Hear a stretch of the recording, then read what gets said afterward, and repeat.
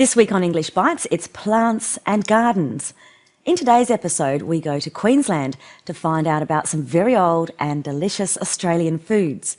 They're called bush foods, the native plants of Australia that have been eaten for thousands of years, and they're becoming more popular again. Let's look at some of these delicious bush foods.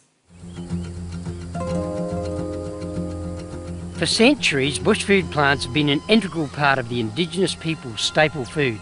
It's been estimated that there are upwards of 5,000 different bush food plant species right across Australia, so the Aboriginal people had a secure and very diverse supply of interesting food. There's been an incredible resurgence in the growing and use of bush tucker plants, and a lot of that interest is brought about by people who are passionate about the growing and those who know how to use them. I've come to a nursery at Kenilworth behind Queensland's Sunshine Coast where there's a couple who are passionate about it. Graham White and Veronica Coogan. G'day. Graham, how did you get interested in bush tucker plants? Well, Kyle, about 7 years ago, Ronnie and I developed our interest in bush foods by incorporating bush foods in revegetation plantings that we were doing in the Sunshine Coast. And we noticed a growing interest in the public about bush foods. So one thing led to another, and the bush food nursery grew from there. If you treat them as a fruit tree and not as a native plant, and give them a little bit of care and attention as you would a normal fruit tree, they'll reward you with a bountiful harvest. I bet you'll never guess. There are two things that I like better than gardening, and one of them's eating. And Dale Scott is just the lady to fill me up with some wonderful tucker. Hi, Colin. How are you? Oh, Dale, well. You're an Indigenous lady. What tribe do you come from? I'm from Cooma Tribal Lands in Durrumbandi. Dale, how do you go about using all these things you've got on the table? All right, the paper bark here, I wrap damper and whole fish in that and either put it into a hot oven or put it onto your barbecue. Little bits of oil seeps out into the dish itself and imparts a bit of a flavour. What about the lime?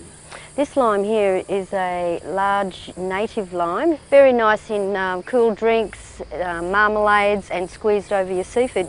What about the leaves? These are lemon myrtle leaves, very, very high in oil content. As you can see, they're very glossy. And these are used dry, fresh or ground. This one here is the ground lemon myrtle. So that's the leaf that's been ground up.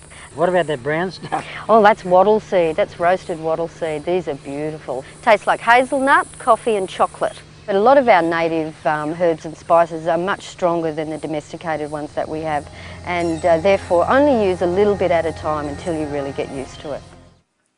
Okay, so in the story, we met some people who are farming bush foods and someone else who cooks them. They're on the Sunshine Coast in Queensland. That's an area about an hour's drive north of Brisbane. How many different types of bush foods are there in Australia? It's been estimated that there are upwards of 5,000 different bush food plant species right across Australia, so the Aboriginal people had a secure and very diverse supply of interesting food. There are upwards of 5,000 different bush food plants.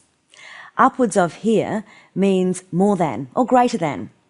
When it's a suffix, wards is pronounced woods. It means in the direction of, upwards, downwards, sidewards. Okay, so there are more than 5,000 different Australian plants you can eat. He says that the Aboriginal people had a secure and diverse supply of interesting food. Secure means safe, and diverse means varied or of different types. It's a word you'll hear a lot when people are talking about plants. So the supply of food before Europeans came to Australia was safe, and there were many different kinds of food to eat. Most non-Aboriginal Australians didn't know much about bush food for many years. Recently, more people have started enjoying them. Let's meet some people who are now farming bush foods. G'day. Graham, how did you get interested in bush tucker plants?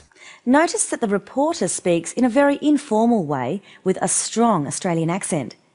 He says, "G'day," a common way of greeting people. He asks how Graham became interested in bush tucker plants. Tucker is a slang Australian expression for food, and there are many others. We can eat tucker, chow, grub or nosh. Okay, so bush tucker plants are bush food plants. Listen again. G'day. Graham, how did you get interested in bush tucker plants? Well, Kyle, about 7 years ago, Ronnie and I developed our interest in bush foods by incorporating bush foods in revegetation plantings that we were doing in the Sunshine Coast. And we noticed a growing interest in the public about bush foods.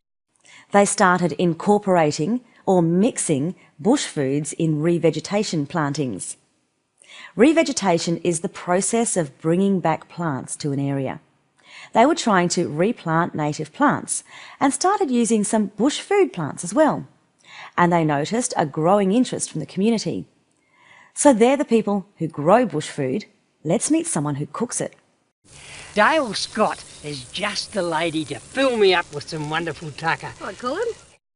Dale Scott is just the lady to fill him up with some wonderful tucker.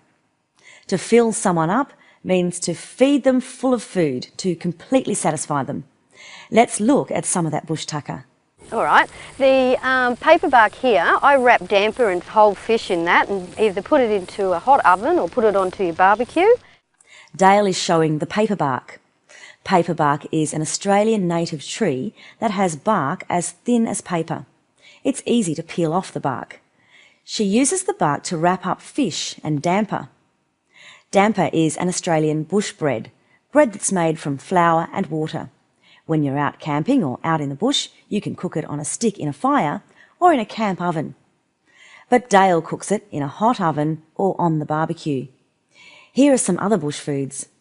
This lime here is a large native lime, very nice in cool drinks, marmalades and squeezed over your seafood. She's got a large native lime. It's very nice in cool drinks and marmalades. Marmalade is jam made from citrus fruits. Citrus fruits are oranges, lemons, grapefruits and limes. So these are a native citrus, native limes. They're also nice squeezed over seafood. What about that brown stuff? Oh, that's wattle seed. That's roasted wattle seed. These are beautiful. Tastes like hazelnut, coffee and chocolate. The brown stuff is wattle seeds. Wattle seeds taste like hazelnut, coffee and chocolate.